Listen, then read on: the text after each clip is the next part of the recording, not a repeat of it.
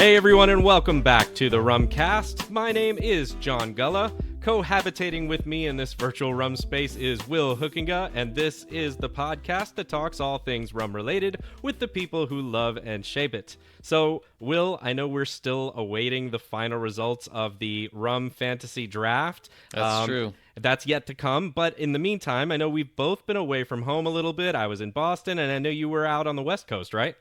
That's right, yeah. Samantha and I took a trip we flew into Portland, Oregon, then drove into the Willamette Valley wine country for a couple of days, went out to the coast for some amazing hiking there right on the ocean.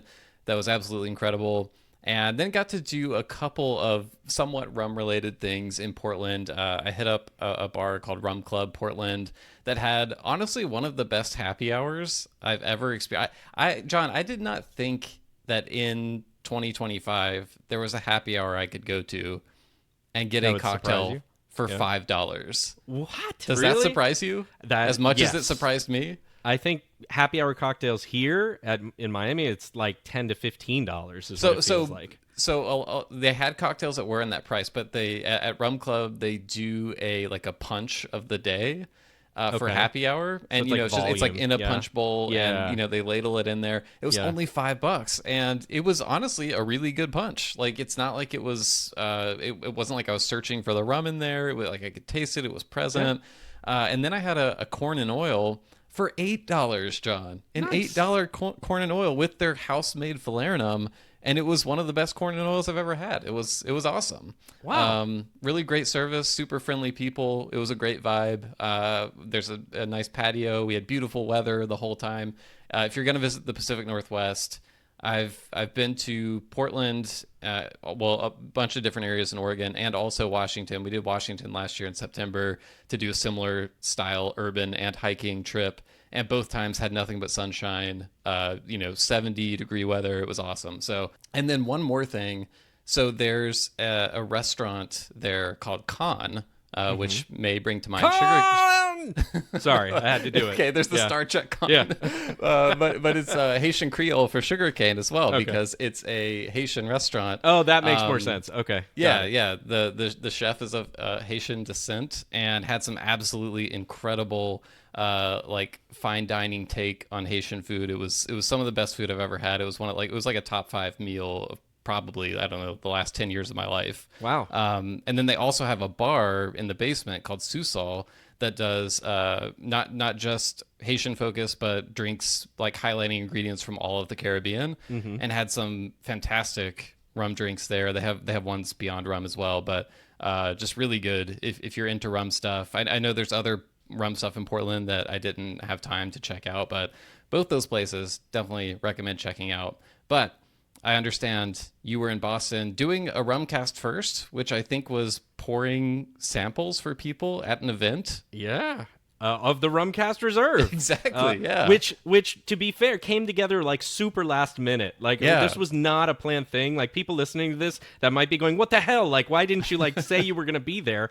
That's true, yeah. This came together absolutely last minute, where I had already taken a day or two off from work for my daughter's 17th birthday, who then was like, yeah, I don't want to hang out with you, Dad. I want to hang out with my friends. And so I was kind of solemnly telling my wife, I was like, they're thinking about pouring our rum up there at Boston Rum Week with, Raising Glasses, and John and Lori had asked about it, and that would have been great. And she's like, well, why the heck aren't you going?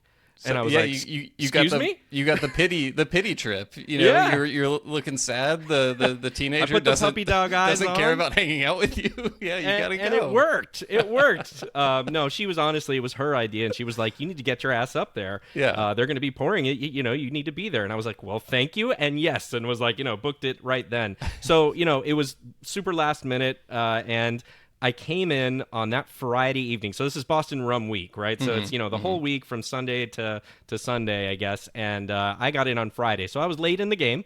But I arrived Everyone was already hungover by the time you got there. No, it was perfect, really. Everybody was still in buzzy mode because Saturday is the main event. Right, but right. I do want to spend a quick moment talking about Friday night because it was kind of a cool thing. So I get in. I took the ferry in from the airport, by the way, Will. That was kind of cool. That's a nice move. I didn't even know that was an option. it was like picturesque, perfect weather, and Yeah. it was awesome. So that worked. I got there, and, met up with John and Lori, some of the people from the Boston Rum Society that were putting on the event. They were getting ready the event for Saturday, and then we went over to this place that, Will, I'm sure you've heard of it. I have to be honest, I don't remember or recall if I had heard of it a lot before this. Called Bully Boy Distillery in Boston. Yeah, I'm Okay. familiar with them. They do. I figured.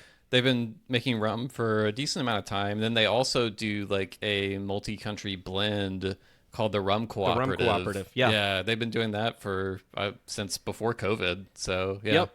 I had seen those around, but I hadn't connected the two. Yeah, yeah. So Because it that doesn't. was- I don't. It probably only says Bully Boy in like the fine print or something because it's kind of Right. a separate brand. Yeah. Yeah.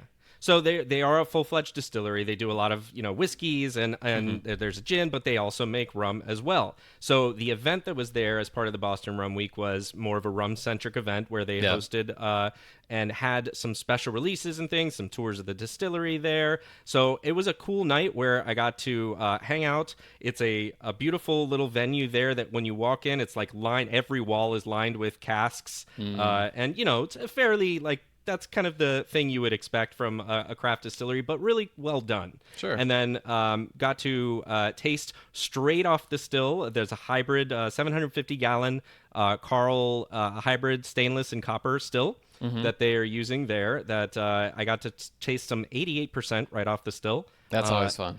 And that was fun. It was a really cool, well-made spirit. Like I was like, okay, this is good. It actually had flavor. You would think, the higher it kind of gets, the more into the vodka territory it gets.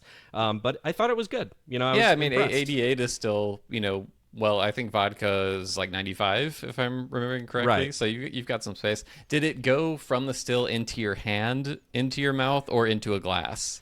It was in a glass. Okay. To be fair, yeah. So Yeah. it wasn't like putting my hands under the spout.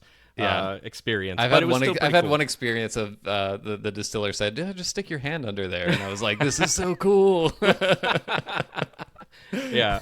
And there was a lot of people there that night. I mean, it was a well-attended event. Nice. So unfortunately, we missed the tour. It was Robbie Honerkamp from Richland Rum, the head distiller, and I were walking around there. And we missed the tour, but we got to try that. And then I went over and moseyed on over to another table that they had set up with a bunch of rum bottles on it, where another distiller that works there named Ken, he was showing a limited rum release that they had for sale there, which I think you're going to find interesting, and I had to talk about a little bit with you. Oh, So, am I? Yes. This is a single barrel that they did. It's aged 6 years and 8 months in ex-bourbon, right? Okay. No added sugar, all the stuff. But here's where it gets a bit interesting. It's labeled as a white rum, which is a little interesting for that already. I know you're already going like, wait, what? Was it filtered? Yes. Okay. Because Ken and Bully Boy, they decided to filter this thing, and I'm not sure I have all of this exactly right. Yeah. Because it was really loud in there, and it was tough to hear everything as he was explaining. But when he was saying filtered, we're not talking about a traditional filtration or stripping a ton off of this.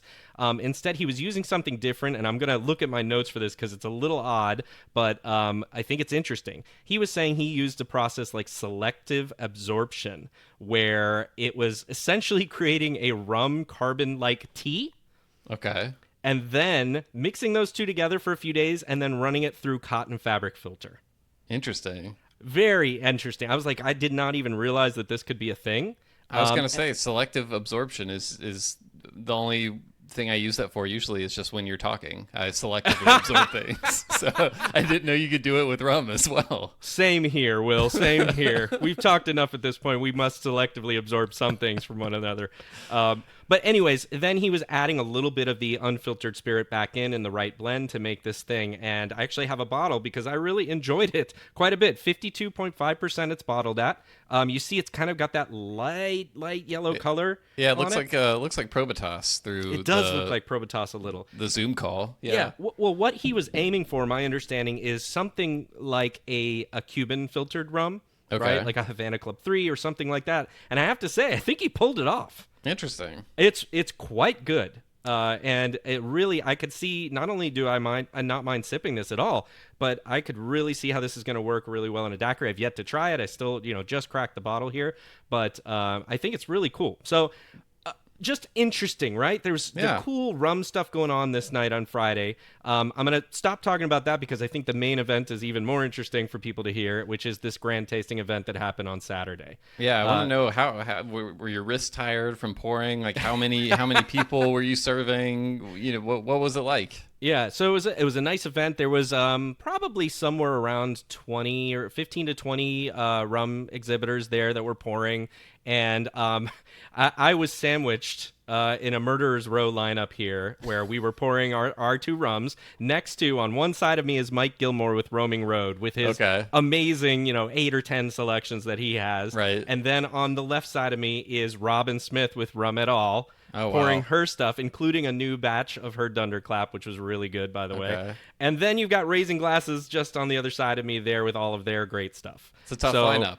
Yes. I mean, well, a good company, right? But also, a lot of good rum right there in that one location. So I would say it was about 150 or so-ish people, maybe a little less than that. There was seminars ongoing, so we did get a chance to get, people through the tables, and it wasn't crowded elbow to elbow or anything. And I got to pour quite a bit. I would say I did a lot of talking, Will. You want to give people the story. Right. So trying to do that in about 20 seconds while you're pouring for people is a challenge, I will say. So especially if it's someone who's not listening to the show and like has no context for it, right? Which I'm sure there were people like that there. Right. So yes, so that was difficult, and I was trying to keep people engaged as I'm pouring for them and trying, both of the rums that were there. Right. I think you should have done magic tricks to bring people in. Can you do a sleight of hand or stuff I'm glad like that? you mentioned that because I did have a magic trick up my sleeve, Will. I did. Not See, quite I know the magic trick I know you're you thinking. do well. I know you do well. So you needed to keep people engaged, right? And so as I was telling the story, I found what I thought was a pretty decent way of getting them involved in this. Okay. And so I brought our labels, both felt and linen. The felt versus linen matchup. Wow. And after I told them the story, and as I was telling the story and pouring for people, some people would take these off to the side, look at them both, feel them both, and put their name on the back of the one that they liked better. So, wow, there's a lot of names on one of those. Yeah, there is a lot of names, and I'm going to tell you who won right now. Okay. Much to my chagrin, Will, Team Felt is winning 32-20. Okay, so, well, with the 20 still a lot of people. 20 is a good number. Yeah, I was, maybe put my thumb on the scale a little bit because, Mike Gilmore's hearing really all of selling this. It? Yeah, and he's like, boy, you are really selling that linen. There were people walking away from the table being like, "Yeah, I don't remember what the rums were, but that guy was the linen stuff was great." I think people were engaged. It was a fun thing to have them do, especially for those people that knew the story already. That was a really cool thing, I think. Hopefully, I think it was. But even for people who didn't, it kind of brought them in a different way where they instantly got the concept. Awesome. So, yeah, that's fun. It's interactive. Yeah, exactly. It's making them use their senses beyond. It's engaging all the senses. So you already had sight, then you had smell, taste, and now you have now touch, feeling, touch. Exactly. Yeah. Yep. I will say I got a text message on Sunday after the event. Okay. I was in the middle of hiking, about to climb a very steep incline. And I wasn't even expecting to have a signal. I was seeing what time it was, and I got this text. I won't say who it's from, but they said, "Hey, saw John yesterday at the rum tasting. Your rums were amazing. I voted for Felt, clearly the better option." And so I'm like overlooking this crazy, dramatic Pacific Coast, cliffs everywhere, and just laughing to myself at this pumping reaction your fist. to Yes, Felt it is. one vote for Felt. So yeah, amazing. Well, I wish I could have been there. Like you were saying, it did come together last minute, and the only reason I couldn't be there is because I'd had this trip planned for like the last 5 or 6 months. So so I wasn't able to make it, but I'm glad that you were able to go and give people the kind of first taste of Rumcast Reserve. which will be forthcoming very soon. Yep. It was a really great experience. We did get a lot of good feedback, and I'm excited for other people soon to get their hands and use their five senses, I guess, on this rum soon. There's more to it, but I want to save it. Maybe we'll save it for the bonus episode, Will, where I then got pulled into judging a daiquiri competition on Sunday and had 11 different daiquiris. So that was a fun one, I have to say. But yeah, we should get on to the main event here and talk about what we're going to talk about here today.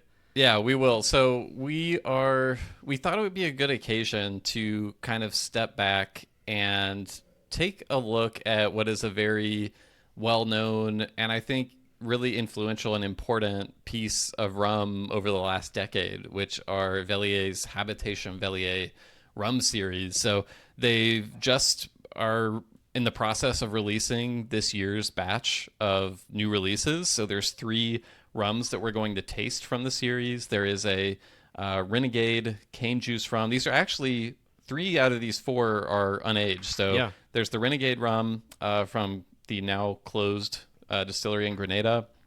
There is a new Mhoba rum from South Africa that actually I know, congener ester counts aren't the end all be all, but as I was looking back through the history of Habitation Velier, highest congener count of any Habitation release, which I thought was interesting. So this is like a 28-day fermentation unaged beast from South Africa. And then we're going to do the second batch that they've done of Savanna HERR, which I think kind of became an infamous rum in the rum world when Habitation did their first release of this back in, I want to say 2018 was when that bottle came out. So this is a very high ester crazy rum from the island of Reunion that I'm excited to do. And we also went ahead and grabbed the Prestige Ledroit PM Spirits custom blend that Velier put out. I can't remember. I think this was like gonna come out at the end of last year, but then maybe it went into January, the release in the US. But it's a blend of 3 Hampton rums that we'll talk about. But beyond just tasting these and kind of like sharing our thoughts, like I said, we're going to take a step back and look at the series as a whole, kind of talk about some of the things that make it unique, and maybe play a little fun game at the end as well. So I'm excited to talk about these with people. So we'll take a quick break and then come right back to it.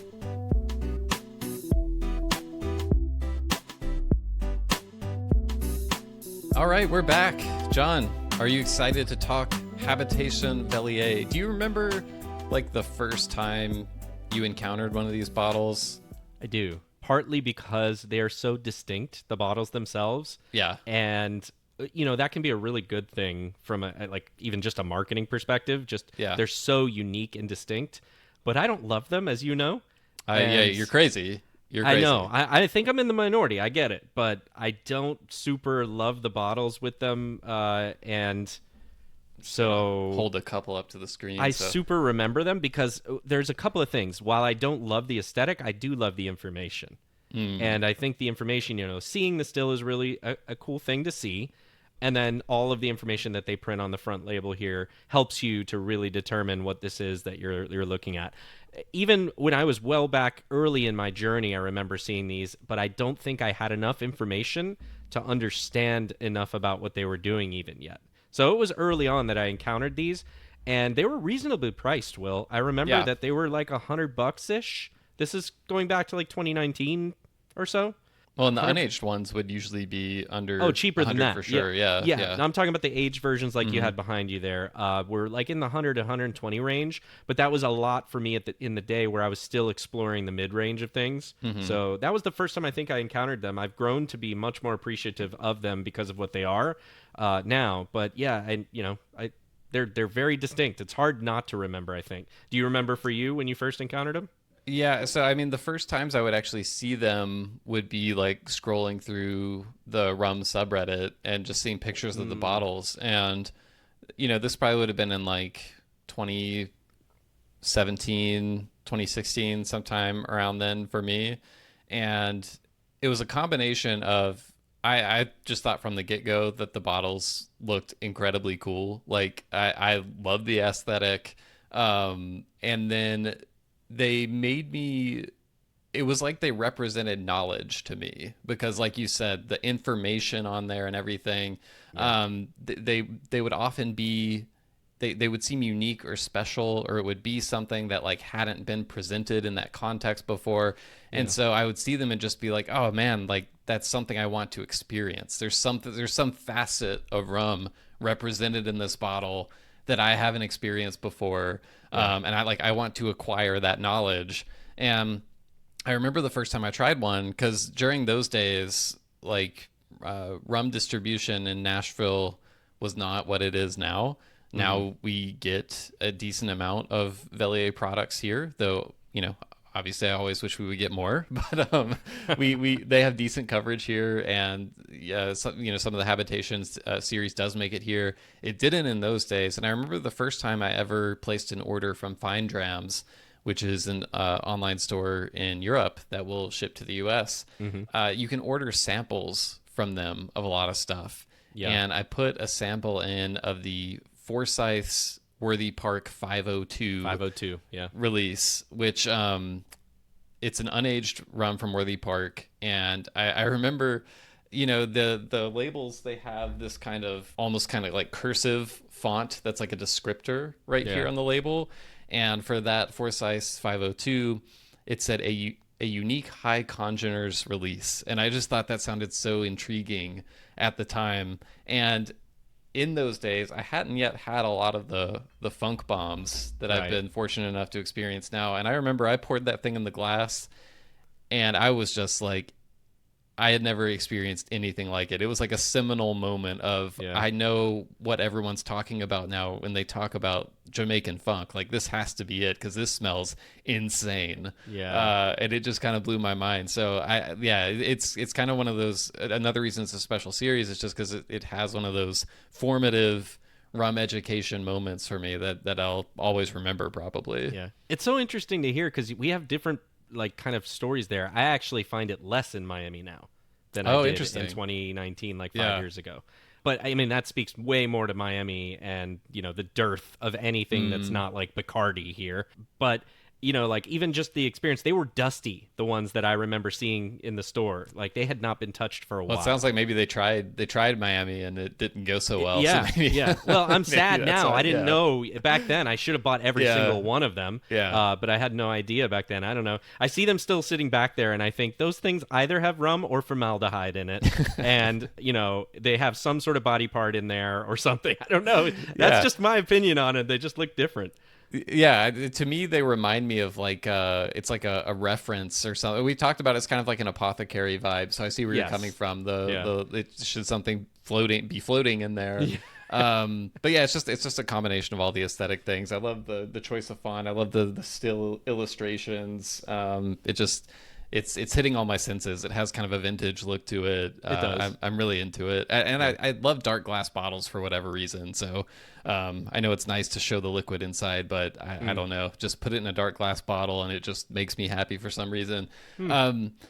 So to zoom out a little bit, I can't recall if I mentioned already, but these rums started coming out in 2015 from Velier, and the premise of it was this is to showcase what Luca Gargano, the founder of Velier, the guy who runs the show there, to showcase what he calls pure single rum, which if you've heard of the Gargano classification of rum, pure single rum is one of those classifications. It's a classification system that is mostly based on still type or distillation method. And pure single rums, that means that it is made from a batch or pot still at a single distillery. So these are all pot still rums. The aged ones are all aged at origin. The aged ones are all cask strength. The unaged ones are all high strength. And that's kind of like the high level of some of the constraints around these series, right? You're not going to find anything column still. And it's this focus on pot distillation. And to date, I tried counting all of the releases that I could find, because Velier actually has a pretty cool reference page on their website, which I'll link to in the show notes. But it stops right now at, I think, 2022. So it doesn't contain all the ones from the last few years. But I'm counting that it's at or over 60 releases now, which I was kind of surprised by when I saw that. I was like, wow, that's more than I realized. But 60 bottles over the last 10 years. And I kind of had it in my head of like, oh, it's Velier's pot still rum series. This is how they showcase pot still rum. And while that's accurate, I think it doesn't really do the series justice, because I think another side of this is, we talked about it kind of having that apothecary look. I think I mentioned the word reference. And that's another thing that this series reminds me of, is it's almost like a reference point for everything from individual marks to rums from stills that you're normally not going to see. And as I was kind of going back and looking at a lot of these releases, I noticed, especially in the early days of these releases, a phrase that was used a lot in kind of the marketing materials and stuff, or on the back, on the copy, on the back label, it would say a world premiere, which I thought was like a very showman kind of exciting way. But when I actually went back and looked, I was like, holy shit, a lot of stuff that people had never ever tried in a commercial context came through this series. And I tried to write a few of these down of some like the legit, like, this bottle is the first ever of this thing. And there's a ton of these, like only unaged Foursquare pot still rum. It was definitely the first. I think it's still and I think this was the first release they did, was a white unaged pot still rum from Foursquare. There are only 300 bottles of it. And actually, a lot of these, another cool thing about this series is most of them are in the thousands of bottles. So they do some single cask stuff, but the majority of the releases are not single casks. And so, like, they're limited, but there's enough of them to where, it's still somewhat accessible to the nerds around the world. So only unaged Foursquare pot still rum, only Foursquare long fermentation type rum. I know that was a big release that came out a few years ago. Foursquare's, don't call it a high ester rum. Only tropically aged all pot still Foursquare rum, and first aged pot still rum from Foursquare. First Hampton HES mark, which is the 9th Hampton mark that I still have yet to experience, but the first one of those bottled came through Habitation. First ever bottling of the WPE mark from Worthy Park came through Habitation.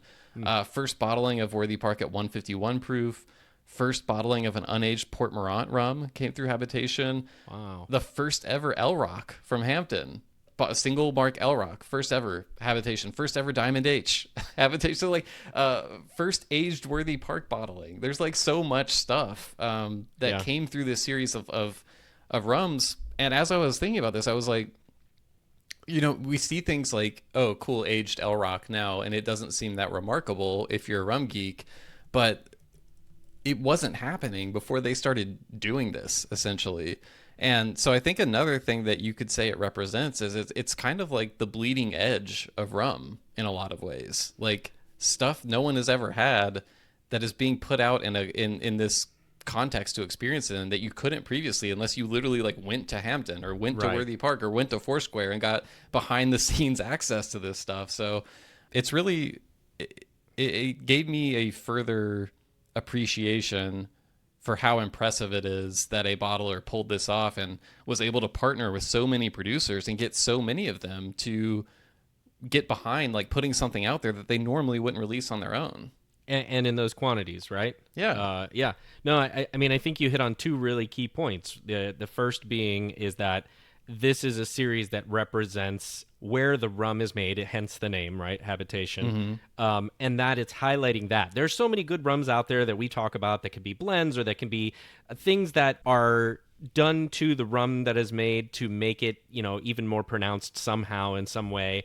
But these being what they are and kind of representing the places where they were made is what the series is about, right? Yeah. So I think you said it right, but that's the value, I guess, is what I'm saying, or part of the value, I should say, because the rums are pretty damn good. But part of the value is that ability. And as you mentioned, the other key point is there's enough of them out there to create a communal experience. Yeah. And that's important. Like you said, we both like single barrel rums. You get so many that are great sometimes, but you can only get so many people to experience them. And with these, you can bring them to a wider, not just one country, right? But to many across the world that can experience this kind of lineup. So from that perspective, it's really cool what they do.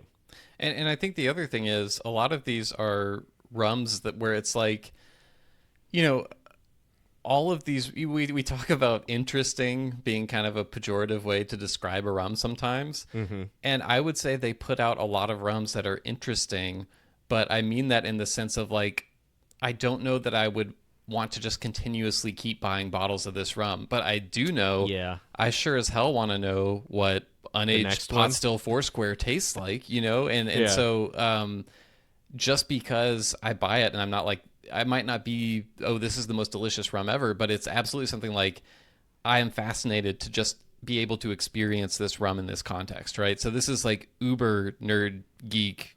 This is not a mass market product, but it allows you to try these things that just wouldn't have ever been out there otherwise. And I think that's really cool. It's not always about putting something out there that is going to be the absolute, most delicious bestseller, going to fly off the shelves, but taking a little bit of a risk and putting something out there that's just like, this is super interesting, and now you can try it. So I admire that about it. Another thing that I think is kind of keeping with some trends that we've talked about in rum, but I was kind of looking at, they put a lot of aged releases out there that are not very old. They've had rums that are 4 years, 3 years, 2 years, 1 year old. Yeah. I think they've done maybe 2 rums over 10 years old. There was one 14-year-old Long Pond Tekka that they put out, and then they've done a few 10 years, maybe an 11 year in there. But I added it up, and the average age of all their aged releases is only 6 years. So I think some of that is a byproduct of wanting to do 100% aged at origin, Right. That's going to limit your inventory. Yep. They do a ton of Hamden stuff, and Hamden has only been doing that in significant quantities in more recent years. So, but yeah, I just think that's cool. It's like, we're not going to sit here and wait for these to become $250 bottles of 18-year-old rum. We're going to put them out now when they're younger and give you a chance to try them. So just, several things about the series that I think are cool and kind of make it stand out. And yeah, I try not to use this word very much because it's super overused. Yeah. But I think it's been a pretty innovative series in rum. And not to mention, the first thing you said you noticed about it is the information on the label, Right. which like so many people are doing now. But when they started doing this in 2015, not that many people were slapping these like very academic details on the label like that in such large quantities. So super influential. But I think the word I would use would be emblematic. I think they feel somehow to me to be emblematic of this section of rum somehow that they have now been able to engage more people into, and more people have discovered these type of things and this angle of rum in this way, and they kind of own that space in a way in my mind. Yeah. I had a little trivia question for you. I thought this was pretty fun.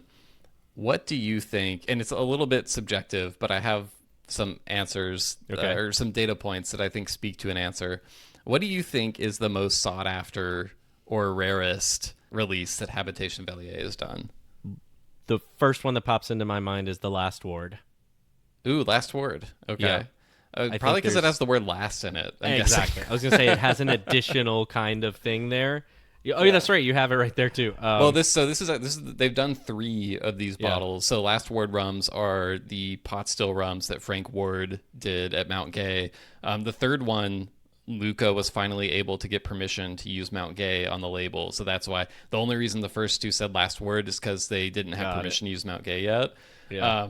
But they've done 3 releases of that, and I had to buy this through like Rum Auctioneer or something because I couldn't find a bottle anywhere. And after we had Frank Ward on the podcast several years ago, I was like, I really want one of these bottles. And that one lived in my house for like a year, didn't it? I forgot about that. Yeah, it did.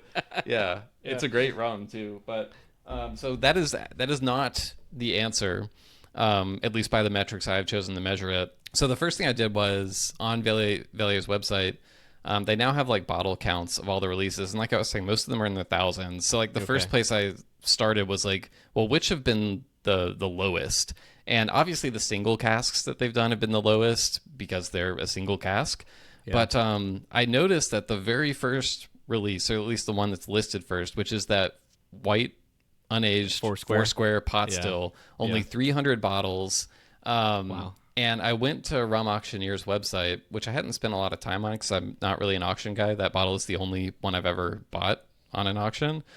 And I just typed in Habitation Velier into the search bar, and then it lets you filter by highest sale price.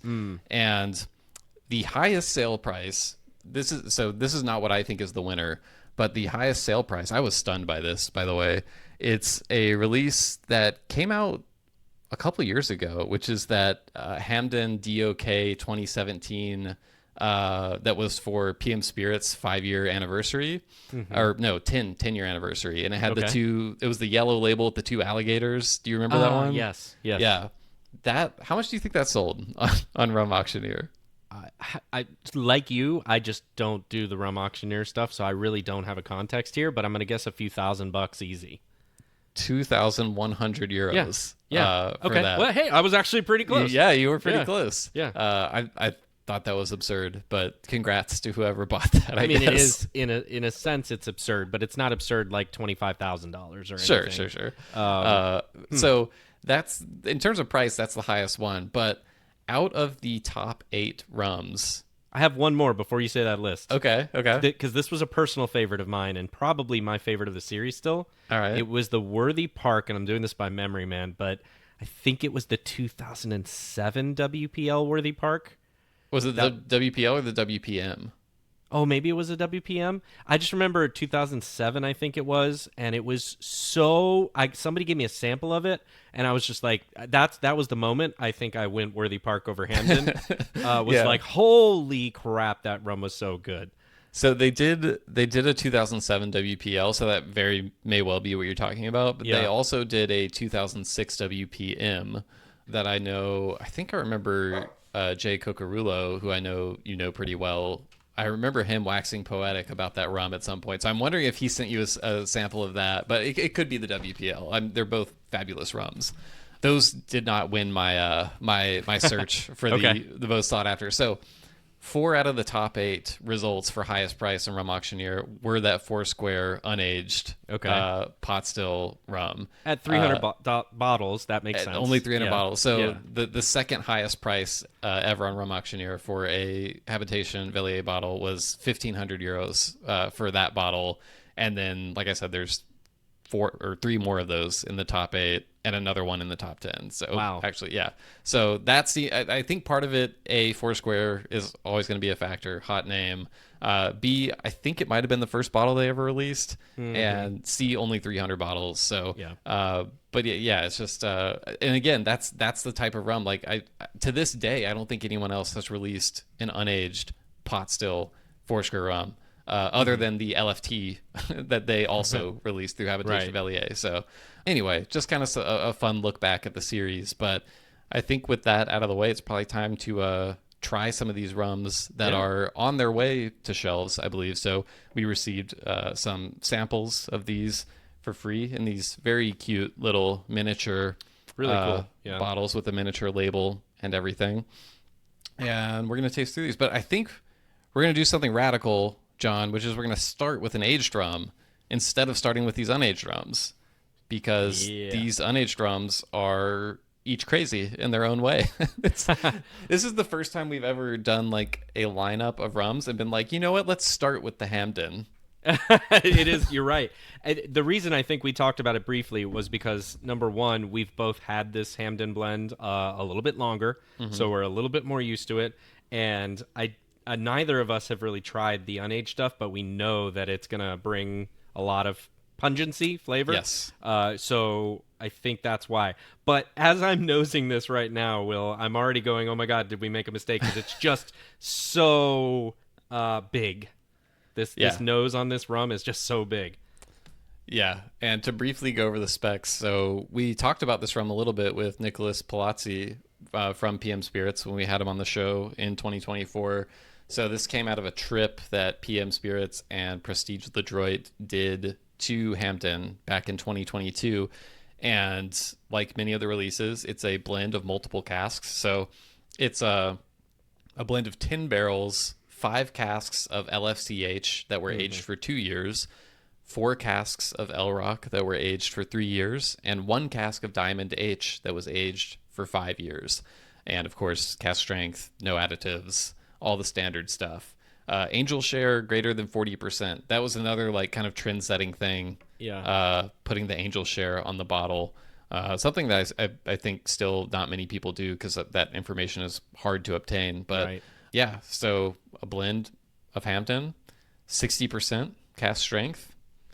What are you getting there on the nose? You said it's very big. It like just jumps out at you and punches you in the face, really, but in a nice way. Yeah, for me, like it's a through and through Hampton nose, and to me, it's kind of in that medium ester range where there's that one barrel of Diamond H in there, but to me, when you get into the higher ester marks of Hampton, the nose and palate kind of cross a threshold where it's like, okay, now we're in wild territory with this, and this doesn't quite, this kind of like is looking at the threshold, but it's not quite there for me, so it's still on sort of the more comforting end of Hampton, I would say. The more I go back into nosing it, the less jumping out it is, and the more I'm actually just getting into it and able to see some of the finer qualities in it. So I would agree with you. I think at first, when I first kind of poked my nose in the glass, it hit me a little bit, but now it's starting to give way. And it's an elegant nose, like you said, classic Hampton. It's kind of like it's like a pineapple upside down cake. You stole it like right from my. I was just about to say, yeah. Well, the standard Hampton. I feel like I get pineapple in every single Hampton rum I've ever nosed, but this one to me is kind of it's got a richness to it, which is why it came to that upside down cake territory. Yeah. There is some sharpness, acidity, like lime in there. Maybe even a little bit of cherry. Yeah, I could see that. Which is where your pineapple upside down cake kind of does come in. But yeah, it's a really pleasing nose. It sits somewhere in. If I nose this blind, I might have mistaken it for a Great House release, for example. I think it's in the ballpark of those. Similar kind of specs as many of those in terms of age, in terms of being a blend of multiple marks. So there's just some blends that really become, we've talked about this many times, greater than the sum of its parts. And I feel like this is a case of that, where to your point about you get the esters, but they're not killing you. They're not bowling you over. They're just kind of right there, kind of kept in check and doing like a dance with everything else, which is a trick in and of itself. Yeah. The first sip, I'll go back for another because I always hate judging something on the first sip. I will say the palate for me is more subdued than the nose. Like you were kind of saying, it's not going ester overboard. Mm-mm. It's not a by Hampton standards, it's not a funk bomb, relative to some other Jamaican rums. You could describe it as a funk bomb if we're comparing it to like, Appleton 8 or something like that. But on the Hampton scale, very approachable, really rich. Yes. The fruit is there. I mean, I get a lot of those notes, a little like kind of floral as well. Yeah. I think that's where it tiny bit starts to lose me. I mean, I think this is a really good rum. Mm-hmm. Like don't get me wrong. When I critique this here, that's part of our job to talk about it, right? But there's a little bit of a floral, almost I get pineapple rind almost, because it's lacking some sweetness for me that would pull it kind of back into a like a mid or a palate or a finish sweetness that I was hoping to get that doesn't quite come through. It's a touch bitter on the finish. That's what I'm saying. For me. Yeah. You said it much better, but yes. We're getting there together is the important thing. But, that's really just kind of nitpicking. I think it's a fabulous Hampton rum. I don't know, relative to the other Hampton stuff that's on the market, I don't know that I look at this and just think, man, this has something that I've never encountered in another rum before. Yeah.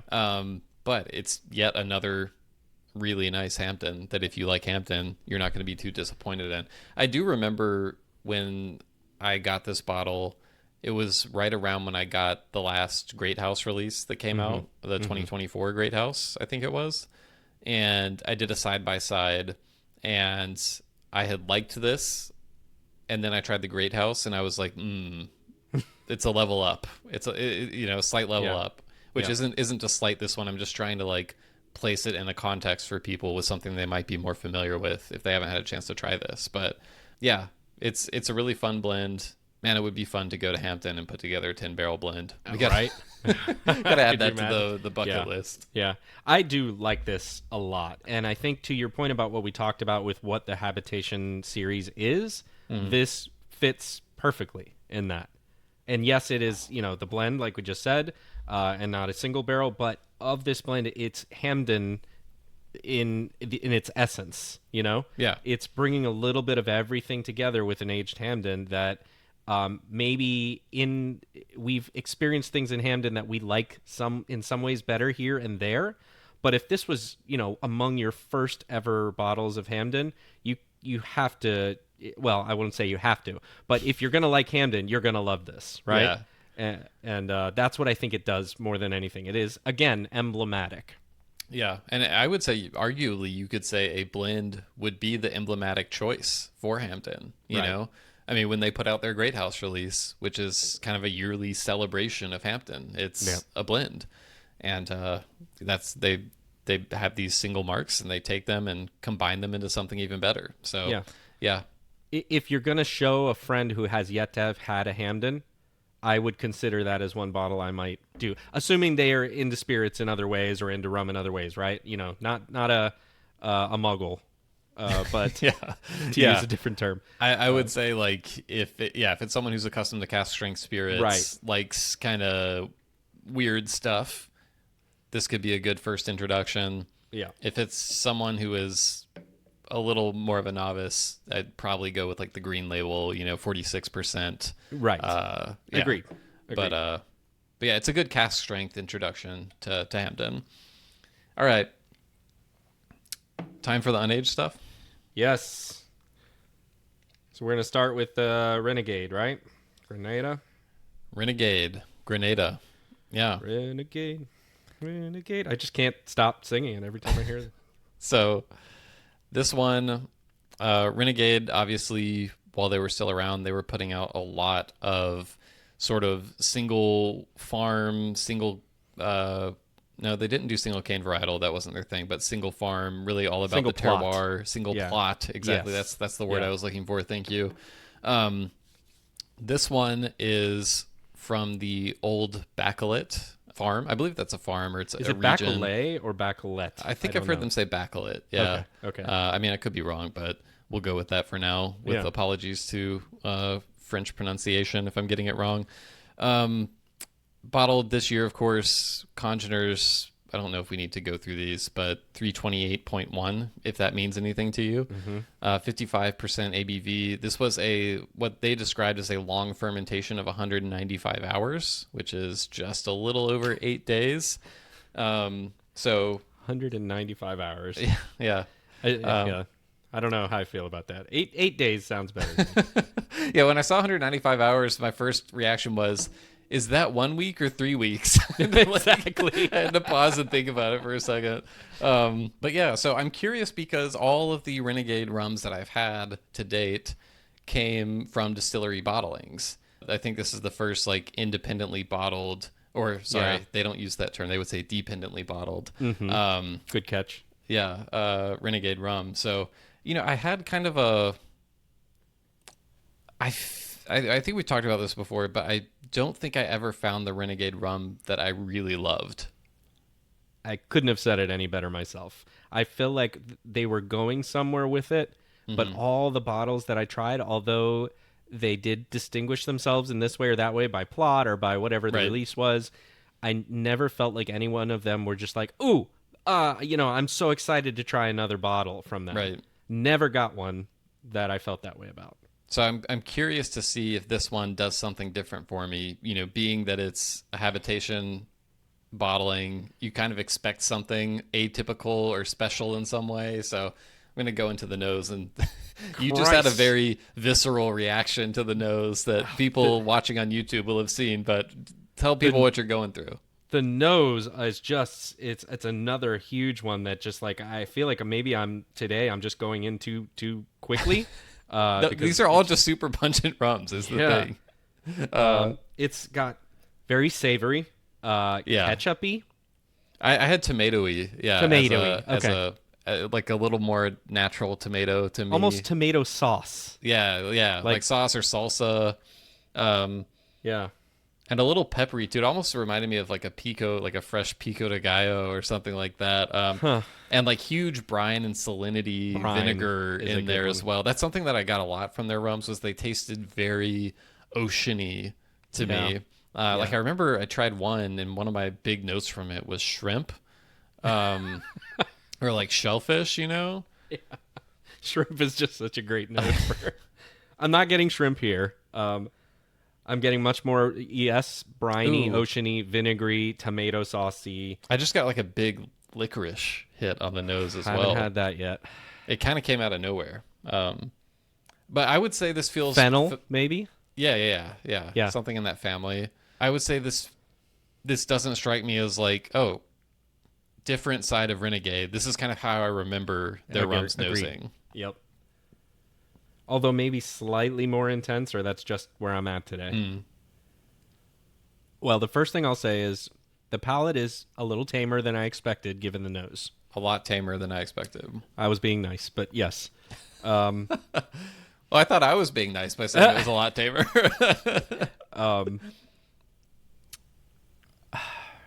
But now I'm getting you have a note that always stuck in my head about pool water. I'm kind of getting back to that pool water type of thing. That I get that shellfish note that I was talking about. There's like a fishiness to it, not in like a, when people say fishy, I feel like it's almost exclusively meant in a negative way.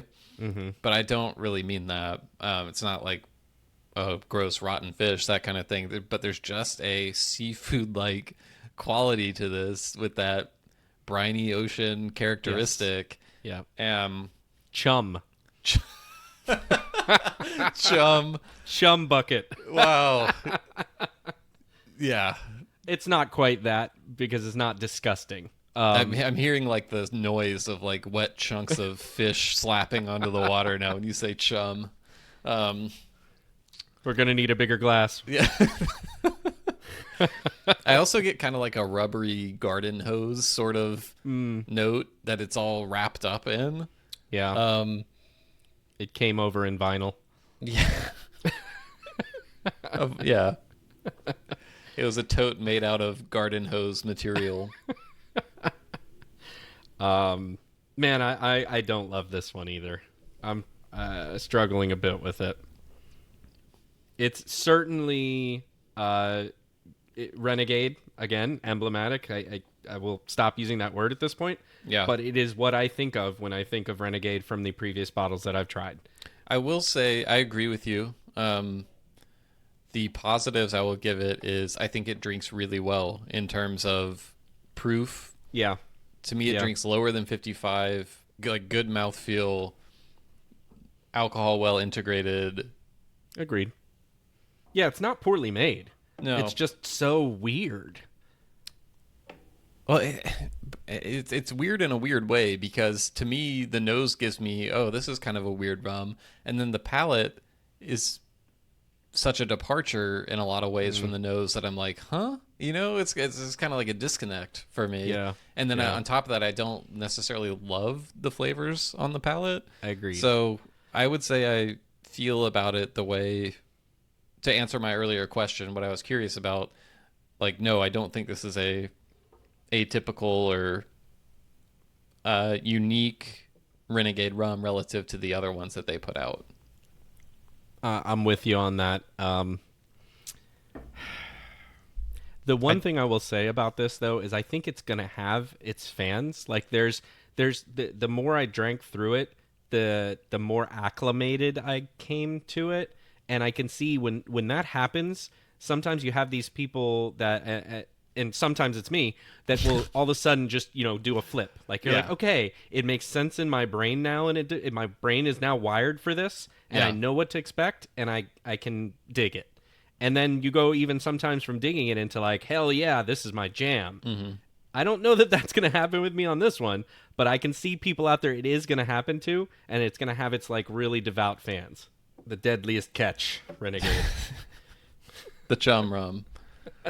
The chum rum is great. Okay. Awesome. Moving on. We've got Mhoba next. And It's Mhoba. It's Mhoba. well, Or is it Mhoba? I hear people say both. I think it's Mhoba. I but- always said Mhoba, but then I heard people who I thought were smarter than me saying Mhoba, and so I kind of like I try to split the difference and I try to say it subtly. Well, you did a good job there. But you called me out on it still. Yeah, So yeah. I think we are trying to get Robert Greaves on the podcast. Yeah. So perhaps he can educate the us. first and thing we have to ask him. answer it once and for all. Mhoba Yep. or Mhoba. I think he's going to say Mhoba. I'm just putting it on record. I mean, I would like that more because I feel like it's a simpler way to say it. But anyway, we actually had a healthy debate as to whether this rum should go at the end of our lineup or the Savanna HERR should. Because, I mean, we both have experience with this distillery and we've both tried rums from this distillery that were like, holy shit, that is a palate exploder. Right. And we knew the Savanna HERR is one, but this one, 28-day fermentation. This is a cane juice rum. I think we mentioned the Renegade was a cane juice as well. This is also cane juice from South Africa. It's actually, the fermentation is 70% fresh cane juice and 30% dunder. So you've got the dunder factor in there.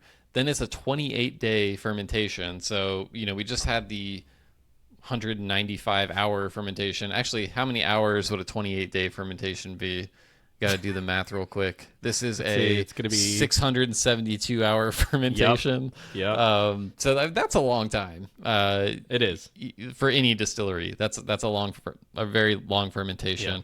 Like I said, the congener count on this, which congener count and ester count are two separate things. Congeners Right. include esters, but they also Right. include other stuff. So 3,019.7 Geherpelas, as I like to call them, exactly. grams per hectoliter of absolute alcohol. Pure alcohol? So pure Yeah. alcohol. I think that's Yeah. it. Something like Yeah. that. Anyway, it's that number that you see on geeky rum labels.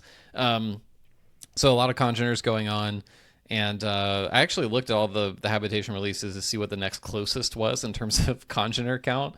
And the first runner-up, I should say, Hampton 2010 Sea Diamond H, which was at 2,615.2 congeners. So this is a good amount above that. Yeah, I mean, this might have fewer esters, for example, than that Hampton. Right. I don't know because it didn't Right. list the esters, but More congeners. I mean, this is one of the thickest noses on a rum Yeah. that I've ever nosed. Like, I feel like I'm sticking my nose in concrete. Like, the thickness of it fills the nostrils, and it just Yeah. it's like it sits inside, and it's another state of matter beyond. Yes. This is beyond, like rum plasma. Exactly. Yes. It's not like air that's going into my nostrils. It's like something that's heavier than that. Yes. Heavy air. Oh, Yeah, that's a lot. Before we start talking about that, I did want to mention also the drawing of the still on this one. oh, sure. It's so different looking, and it kind of reminds me of like a Tesla coil or something. It does look like that. Yeah. It looks like the Prestige when he's walking around, all the Tesla coils going off. Yes. David Bowie's standing Yeah. there. This is a custom-made still designed by Robert Greaves, who we mentioned Yeah. earlier, and kind of, I think, somewhat unconventional. So, yeah, it definitely looks like a science experiment of some sort, and does. it kind of smells like one too. So I think it's fitting. Okay, I mean, what do you so- get? It's just like thick, like it's fruity, but there's also some kind of quality, almost like a petrichor kind of thing. There's like a wetness to it Yeah. that I get, Well- like a wet earth or something. Yes. So I think that's a good note. I also feel like the fruit notes come in and out. Like sometimes I'll get the fruit and that's all I get, or close to all. Yeah. And then other times it goes away entirely. So that's kind of an interesting magic trick to speak Yeah. of Prestige. And there's another like sour creamy thing that I'm Creamy. getting. Yeah. There is something, there's like yogurt or something mixed in all of this stuff. Right. Yogurt, but like really, really strong yogurt. Yeah. And then I do get some of the alcohol on this also. Yeah. I think I didn't mention this is 62% Yeah. ABV. So a step up from 55. But like All you right. said, it's just so dense. It's Super dense. extremely dense. Yeah. Holy shit.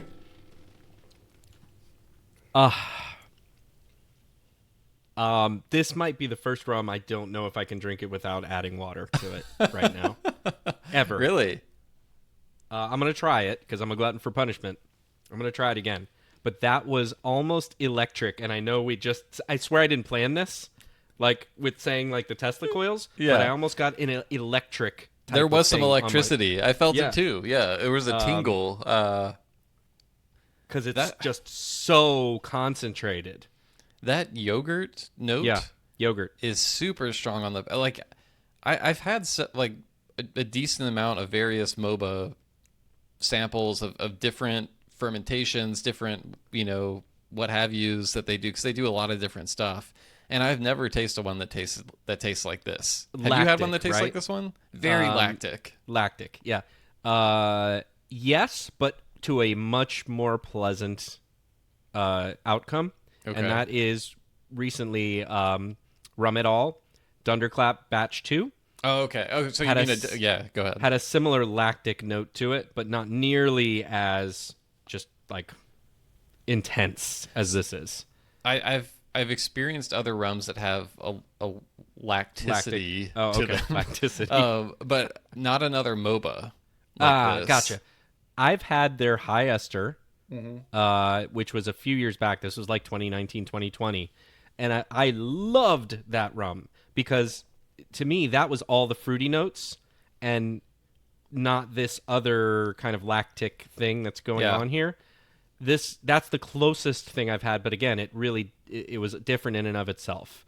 I mean, the fruitiness is there. I get kind of like strawberry and I don't know, maybe something like, it's not pineapple, but it's something in that kind of sharp, kind of citrusy vein. Yeah. And but there's a gravelly quality to it. Gravel, right? Like, That, like, almost wet- like concrete. Wet again. stone. Mm-hmm. And then there's that yogurt creaminess that I've experienced in other rums, and typically I'm not a big fan of it unless it is heavily balanced by other things, and it's just kind of an accent.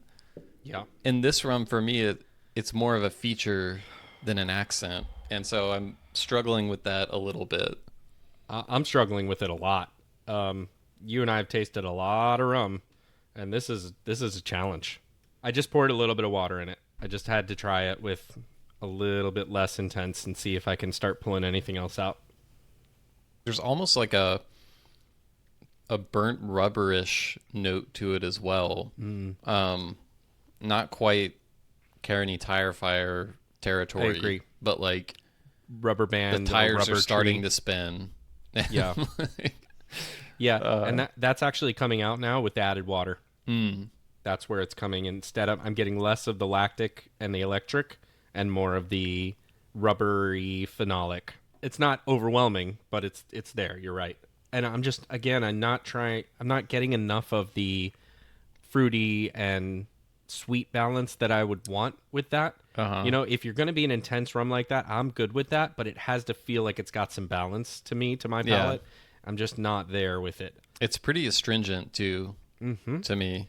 Really like sucking the moisture out of my mouth. It's kind of a cacophony a little bit. It's a little chaotic on the palate. Yeah. Which is interesting. Like I said, I've had a decent amount of Mhoba rums that I've been able to try, through producers who source from them, some of which haven't even come out yet. And so I've seen a lot of different sides of that distillery before, and I've almost exclusively been impressed and like, wow, holy shit, I didn't know they could do this, or like, that's a different side. This is really, really cool. This is really tasty. I think this is the first time I've run into something where I'm like, that's really different, and I'm not really digging what's going on in it. I'm struggling with it, and I've liked a lot of Mhoba rums. I think even more than you. Yeah, I would say you were a bigger fan historically than me. Yep. And yeah, that's just not working for me in terms of enjoyment. In terms of experiment, very interesting and cool, but I could not see myself sitting down with that and reading a book or watching a movie or something. Just it's so It's not a book rum. overwhelming. It's not a book rum. Yeah. It's not. Wow. Yeah. So what we were saying about whether or not we should have done that one before we did the Savannah is valid.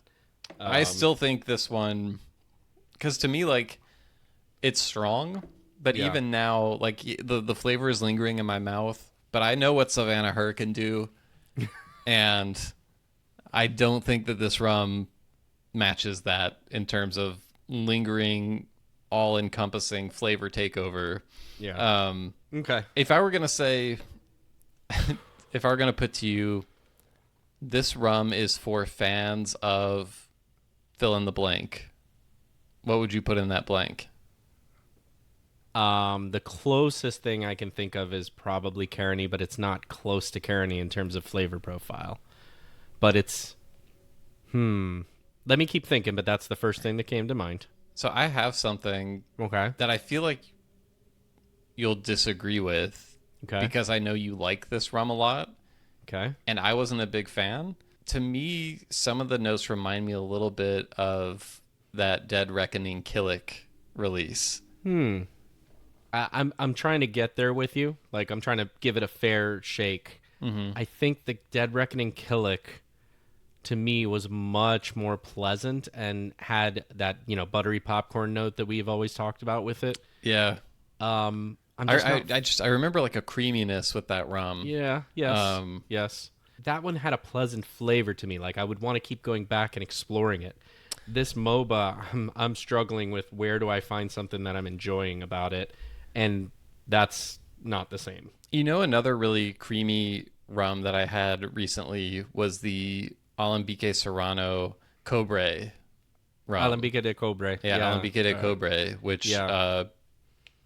Baytown, Yeah. Baytown did that bottling. I liked that rum, but it was very creamy to me. So I think maybe if you're a fan of that rum, you might be a fan of this too. Yeah. But that's just kind of like the main thing that I'm struggling to branch out from in this rum is that yogurt creaminess just kind of like takes things over. And there's other stuff going on for sure, but to me it's not really coming together with that. It's just kind of like that's dominant. doing its thing. It's and then dominant. this other stuff is kind of doing its thing separately, and Yeah. it's just a little chaotic for me. Yeah, but it took the stage and the spotlight all for itself and is not giving it up. Yeah. It's the most lactic rum I've ever had, for sure. Yeah, I think I would agree. I feel like this is a blending component, and Maybe so. yeah, it's a tough one. All right. On to the fourth. The finale. So we have the Savannah Reunion single rum. This is the HERR. What does HERR stand for, John? High Ester Reunion Rum. Or is it? Yeah. You get 100 points. Right. Yes. That's correct. Yes. What is High Ester Reunion Rum, Will? So this is also 62% ABV. This is pot still distillation. This is a molasses rum. And the congener count on this one is 499.9, which again I think is a good indication of you can't just go by congener counts, because if you smell this one next to the other two, I think you would say this one has a bolder nose than the Renegade, and I would say a bolder nose than the MOBA, but I think there's could be room for debate there. But it really, it doesn't fill the nostrils in that cement kind of way. Mm-hmm. It's not dense, but the sharpness, the intensity of flavor, it's still very intense. I would agree, but I like it a lot more already. I mean, this is like way more pleasurable.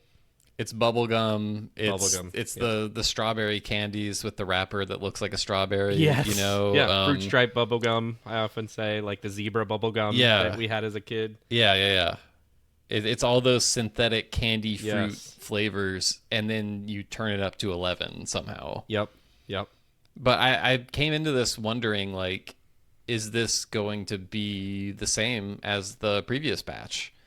Because, I've tried different Hamden marks, the same Hamden mark, but different batches before, and there can be some variation in there.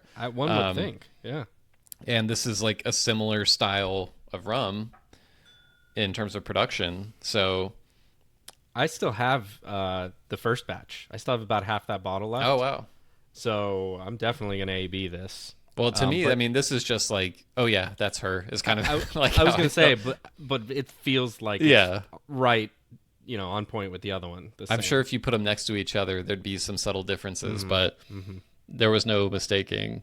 That to Yeah. me, that is one of the most distinctive noses in all of rum. Yeah. Is this I one? think that's right, and it's really fun. I think It's this is a fun one. it's fun. It's a great rum to pull out to just pass to Exactly. someone who's never had it. Just Yep. Yep. to have them experience the what the fuckness of Yep. of what's going on in the glass. Couldn't agree more. I love pulling it out when I have guests over and just not telling them what it is, and then just doing that. It's always fun, and they never believe me. They're like, "That's rum," and I'm Yeah, like, yeah, yeah. "Yup." All Yeah, right, this I'm is when going in. people talk about rums that are used for like creating or like in scents, like colognes and perfumes. When you smell this rum, I feel like you understand the application of that. That is familiar. And I really like it. I This I Yeah. will say it takes a slightly different turn it does. than I remember the previous one. This one kind of feels a little tamer. It's still a very wild, but there's like an elegance to it a little It bit. is. I get something on the finish that I would describe as floral. I don't know if it is for you because I know that doesn't always agree with your system, but Maybe it's a definitely like slight fruit, bit. like fruity, super sharp fruity. It kind of reminds me of putting a warhead candy in your mouth. You remember warheads? Yeah, Like of super course. sour candy. Mm-hmm. It has that effect on me a little bit. You know what? That's a good call because I can remember that experience. Those are coated with the citric acid. Yeah. And it just like lights your mouth up a little bit Uh-huh. like that. Yeah, I like that. I think to me though, this feels to me like biting into some sort of like a plum, or it's not quite peach. It's something else, but like something a fruit like that because it's got a sweetness there, but it's also got something else that juicy. It's juicy for sure. And as the palate develops, I think that sort of natural fruity sweetness, juiciness takes over. But Yeah. for me, the entry is so sharp. And it's like you were saying, that coating on the warhead candy. Yeah. And it's that like synthetic fruit taste on the entry. And that is so intense when it first Yeah. comes in. And then eventually it starts to mellow into the other, Right. which in my memory, the previous Habitation Velier, her more stayed with that super sharp fruit. I This agree. one to me melds a little bit more well into Yeah. that mellow, natural fruity sweetness Yeah. in a way that's really nice. From memory, this one is more drinkable than the first batch Yeah. in terms of just drinkable. Like my first bottle of that, like you said, it was just for the what the fuck. Yeah. And it was, I remember a sweetness almost getting to cloying on that one. Whereas this one is feeling like I don't ever get that. Yes, you get hit with that initial kind of whatever that is, the first hit of the sweetness of like chemical sweetness, I guess you would say, chemical something, and then it kind of melds into like something that's more pleasant and enjoyable. To me, of the rums that we've tried today, this is the one that is the epitome of what Habitation Velier is all about. Yep. To where this is a rum that is super cool, unique, hard to access in this format where it's this Yep. single high ester mark from this distillery, totally unaged, 62% ABV. And this is still to me not a rum that I would very often just want to sit back and drink with. Right. It's still kind of in that reference rum category, but it's one that I'm thrilled to be able to reference and like would happily buy a bottle and just have it to be able to try. I'm sure there's really crazy stuff you can do in cocktails with this if that's your thing. And just to be able to blow people's minds with it, like you were Yeah. saying. Yep. That's why my bottle stayed around so long. Yeah, Just 'cause exactly. That's the only thing it really gets used for. So I definitely think this will be the one of all the ones that we tried today that people are really going to pursue when it's out because it's been 7 years since the last one. really? Yeah. Wow. The last one was 2018, I'm pretty sure. So, and I know like people really started snapping those up, sort of. Yeah. What the people who like it really Yeah. wanted to grab them because it's hard to find another rum that brings exactly what this one brings. So, Yeah. I think Agreed. you can approximate it with some of the Jamaican high ester stuff. There's some things it has in common with those, but it's also quite distinct as well. So, I think you're right. I also, I'm coming around a little bit to the drawings because this one, the stills on this one, is so different that it kind of looks like two droids from Star Wars. it does, Like yeah. it's like R2D2 and C3PO, like abstract. Yeah. So that's kind of cool. And I'm just used to seeing the pot still wizard hats so often. Pot still wizard hats. Yeah, yeah. The swan neck. Yes. I call them pot still wizard hats. But like that's the ones I'm like, okay, I can only see those so many times, right? But now I see like the Tesla coil and the Star Wars robots here on this one, and I like that part of it. That's fun. Yeah, So- it's cool to be able to see the stills next to each other. Yeah, if you go to this link on the Velier website that's in the show notes, they have information on all of the stills that are featured on the labels. And yeah, they mentioned that they actually describe this as a Saval alembic in stainless steel. So as you were saying, it kind of looks like a droid. I think it's because rather than being copper, it's a pot still that has that sort of shiny, silvery sort of colored that steel metal on it. Yeah. So yeah, looks a little bit different. It's been in use since about 1996, according to the website, and it was made from scrap material obtained from the There you former go. distillery site in the Savannah estate. So Yeah. yeah, pretty I interesting. feel like every time it distills this her rum, it's Uh-huh. like gonna go and smoke's gonna come out and it's gonna go wow. Make the R2D2 noise. Yes, exactly. Something's gone wrong. Yeah. Yep. All right. Okay. So to close things out, I thought it would be fun. We talked about a lot of the rums that Habitation has put out to date. They've done a ton of stuff from the Caribbean, obviously.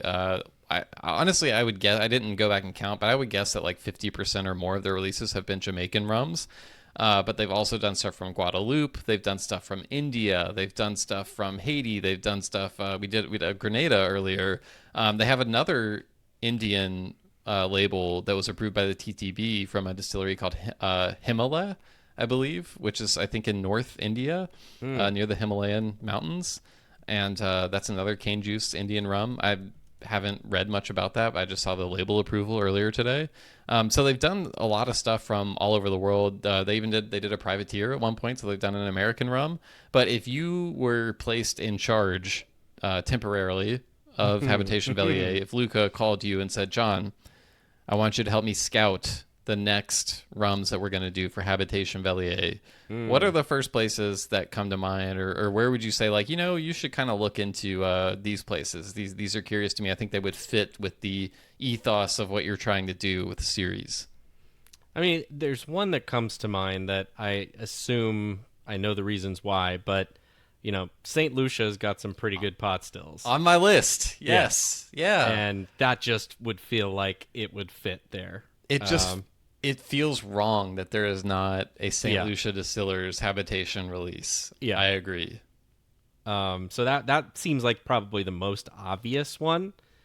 I think there are also probably Fiji. I totally spaced on Fiji, but that would fit right in as well. Yeah, I'm surprised they haven't done a Fiji. I mean, obviously Velier has done a lot of Fiji rums through their other lines. Right. But yeah, I think there's some cool, like, you don't see I feel like there have been very few unaged Fiji independently bottled rums. Right. So I could totally see a Habitation all pot still unaged Fiji rum. I think that would go over really well.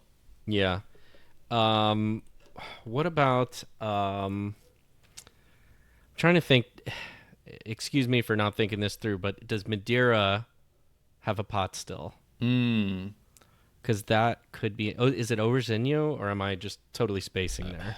I don't remember if they have a pot still or not. Yeah. They do. Orsino does have a pot still. So that's a great call. Another one I didn't have on my list. I just didn't think of it, but that is a great one. Yeah, I think that could be really interesting both to rum nerds and fit the category really well of what they can do with this series. Yeah. I think that would be cool.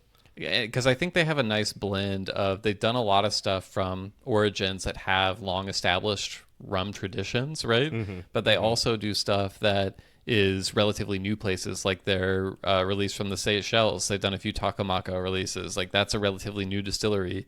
Privateer was a relatively new distillery when they did it. So they've done ones like that. And Orizinho is kind of like in the middle, where they're in this place, Madeira, that has this unique long rum tradition, but they're a relatively new producer. So I think that would fit like hand in glove with Habitation as well. I've got one more before you get to your All list, right. and I think this actually, I don't, maybe they've done it and I just didn't realize it. Okay. They make another rum that I think is under Velier's umbrella, or at least it's La Maison and whiskey, maybe. It's Cape Verde. Oh So- yeah, the Grogs. Yeah, and I don't think, No, don't think there's been Habitation one. has not done Yeah. Cabo Verde. and that's a they haven't done pot that. still, and that one feels like that would fit pretty well also. So, yeah. I could see that too. Yeah, it's what do you- interesting because like I think sometimes they might run up against like if they're already involved with a producer and doing some stuff, maybe they don't want to like flood the market and compete with all because I mean there are But hands so like several of the Clarins that they do Okay. through Spirit of Haiti, those are pot Right. still rums. Right. And I mean that would fit right in, but the Habitation Velier, the only Hades that they've done have been the Providence releases that they've done. So there's definitely examples where they're like already doing some stuff in a place and haven't put anything out yet. So Yeah. yeah. Okay. But What Okay. did you have any others? I I'm did. assuming you did. Yeah, the only overlap I had with you actually was St. Lucia. Lucia. I'm kicking myself for not thinking of the Fiji or the Orizinho. Those are both great. So one thing I'm really curious about is not only just from Habitation Velier, but I think across the whole Velier rum portfolio, I can't, and maybe there's something obvious that I'm just spacing on, but I can't recall them putting out anything from Mexico ever. Can you think of a single Velier release from Mexico? No. I can't No. either. And I'm not really sure why that it's very surprising because to me it's one of the most intriguing, cool, diverse emerging rum regions right now that also has this long history of it. And you know, it just feels very Luca-ish to me. So it's just curious. So I think they could do a hell of an Alambique Serrano really. It wouldn't be under the Alambique Serrano name because that's a distinct brand, but the Crassel family, Right. I think they could do something super cool with them. They have pot stills there. There's other producers in Oaxaca and beyond that I think they could do cool stuff with. So I'm just a little surprised they haven't done that yet. I'm sure Luca's, scribbling down notes right now as we speak. Yeah, I'm sure he comes to our podcast for ideas. Yeah. He needs our help. Yeah. And has listened an hour and a half in. San Juan Artisan Distillers. It's something totally different from an origin that Velier, I think, normally wouldn't touch with a 10-foot pole because so much of what comes out of Puerto Rico is multi-column distillate, which Luca is kind of on the record of being like, that's not special. And it takes stuff away from rum, multi-column stills. But here we have the only distillery there doing cane juice stuff. They have some beautiful pot stills with rum history embedded in them. So that's something that feels like a natural fit. Absolutely. And then I also had, Velier is Italy based. Why not go down to Sicily and see what's going on at Distilleria Alma?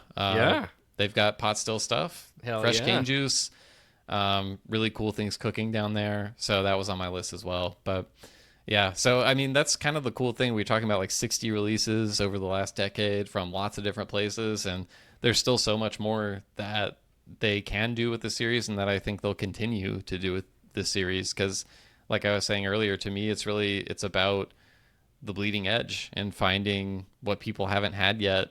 And I know every independent bottler tries to say, our goal is to bring you something you haven't had. Most rarely do that. I think Habitation is one of the few that fairly consistently is able to pull that off. at a really high level. So I think there's a lot more out there for them to find, and I look forward to seeing it when they do. I think it's a great series, and I'm glad they're doing different stuff. They are taking some risks with some of this stuff. Yeah. And that's good to see. So hopefully more to come. All right. Well, we'd love to hear what you think of these rums. If you've tried them, send us an email, host@rumcast.com. That's HOST@rumcast.com. Tell us that we are just completely wrong about the Mhoba or the Renegade. It's the smoothest thing he's ever drank. We'd be glad to hear it. And yeah, let us know what your favorites are from the series or what sticks out to you. If you have a formative Habitation Velier moment, we'd love to hear it. So you can send us an email there, host@rumcast.com, or you can find us on social media. John, where can they find us? At Facebook, Twitter, Instagram, and Threads. We are at the Rumcast. You can get us through there. PMs, leave it in the comments, or just, seeing what we're doing over there visually as opposed to orally. Orally? No. Orally is the wrong word. Audibly? Audibly. Orally, not as an O-R. I was thinking A-U, but that's Orally. Still, yes, but that's also not correct. So okay. I think I've had enough, Will. Yes. I think I've had enough. I think that's what happens when you end on Savannah HERR. You can also find us on YouTube. You can watch this episode there. You can watch all of our recent episodes are on YouTube, so you can go there and check it out. Hit subscribe, hit like, all that good stuff. Yeah. As John said, we will be back soon, probably about a week from when this episode releases. We will publish the official results of the 4th annual Rumcast Fantasy Rum Draft. We will crown a champion. We're very excited about that. I think when this episode comes out, the voting will be closed. Our schedules are a little wonky right now because I've got some more travel stuff, and so we're just juggling some things. Normally the results would come out as the next episode, but we're just, like I said, things are a little wonky, but we'll get back on track, and we appreciate everyone who did vote. Thank you for making your voice heard, unless you did not vote for me, in which case you received no thanks. And many thanks from me. Also, quickly want to thank everybody, the Boston Rum Week crew, the board that put that on. Thank you for having us. It was a really fun experience, and I'm looking forward to next year. Really, really cool event that I think they've done a lot with in 2 years. And thanks again for having us there. So with that, Will, cheers, everyone. Cheers it.